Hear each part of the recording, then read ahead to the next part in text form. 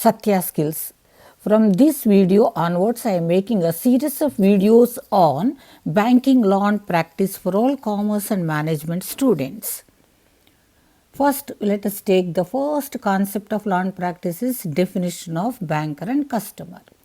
Banker and customers are two crucial pillars on which the entire banking industry is built. To understand the relationship between banker and customer, it is necessary to know the meaning and definition of these two terms. Banking is an evolutionary concept. Therefore, it is difficult to define the term banker or banking in a satisfactory way and precise way. Some of the standard definitions from English and Indian banking law are in the following way. First one is given, it's a very popular one. All these definitions are based on judicial decisions. Therefore, every definition is having a base of a legal case that you have to mention in your exam. So, the first one is given by Dr. Herbert L. Hart.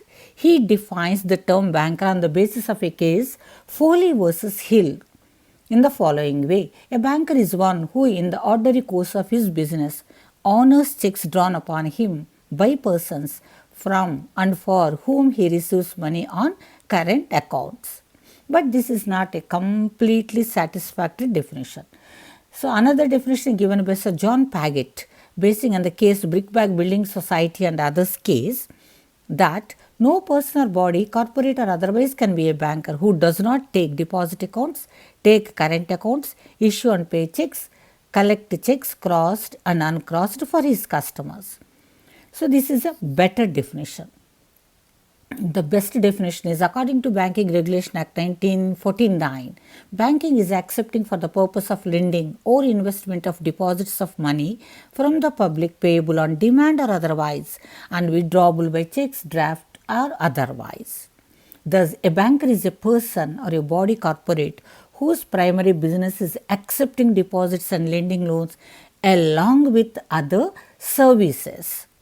Now, let us look into customer.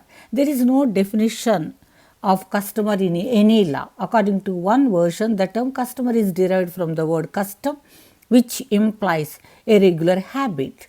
On this basis, customer is one who has regular business with banker. Supporting this view, Sir John Paget defined customer like this. To constitute a customer, there must be some recognizable course of habit of dealing in the nature of regular banking business. Thus, a person should satisfy two conditions to become the customer of a bank. First one, there should be a continuous dealing between banker and the customer. It was decided in the case Matthews versus Williams, Brown and Company, where it is said that there should be some continuity in dealing between banker and customer, which means a customer, if he just goes into the bank and walks out, he cannot be a customer.